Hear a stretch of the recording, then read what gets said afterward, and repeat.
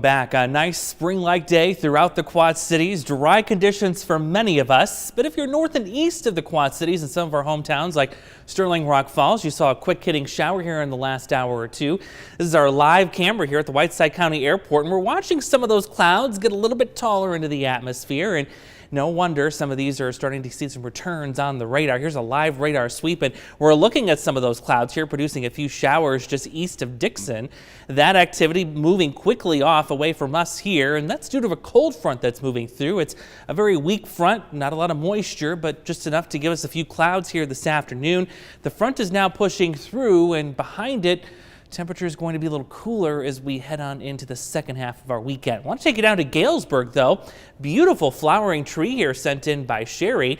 Some of these blooms may be impacted by our temperatures that are going to be arriving later tonight. We've got a frost advisory for areas north of Interstate 80 here. Doesn't include the Quad Cities, but if you're north of that, certainly want to cover up or bring in some of those more sensitive plants. Use a cloth or avoid the plastic, that is, if you're going to keep them outside to cover them up. That advisory will expire at 8 o'clock tomorrow morning. So we pull in the northerly winds tonight. For tomorrow, that does mean a cooler day, a mostly cloudy sky. Future track trying to paint in a couple of sprinkles or light showers. I think the air mass tomorrow is just far too dry for any of that to reach us here at the ground level. But nonetheless, highs tomorrow will be limited to the 50s. We'll see that activity pull off to the east along with the clouds, and then we'll switch winds to the south as we head into our Monday. And yeah, we're going to get a nice little summer preview. So tomorrow, a little bit on the cooler side with that northerly flow. But as we get into Monday, but more specifically Tuesday, look at the south wind coming up, pulling in a lot warmer air.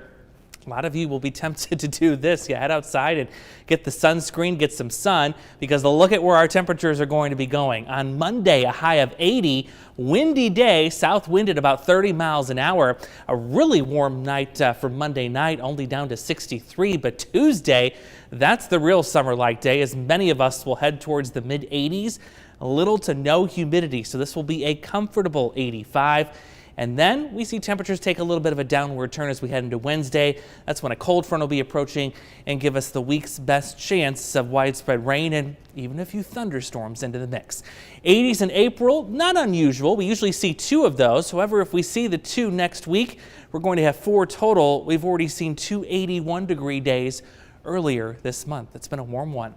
61 degrees is where we're at right now. A little breezy out of the northwest, and there you see some of the cooler readings with the 50s. Sitting off near Monticello and Dubuque. Your accurate forecast from Storm Track 8 for tonight, 37, though a little cooler to the north of the Quad Cities with some patchy frost. We're stuck in the 50s for tomorrow before that giant jump into the 80s for 2 days, and a whole lot of wind with that too. The most widespread showers and storms will be here on Wednesday, and there is somewhat of a risk for some strong to severe weather. We need a couple more days to iron out the details, but we'll keep our eye on Tuesday and Wednesday. Certainly, I think a lot of us going to be itching for some bodies of water early next week. I just packed my coats away this morning, so I'm going to need to bring out the shorts, I guess, for Monday and Tuesday. And the bathing suit already, too. Thank you, Andrew.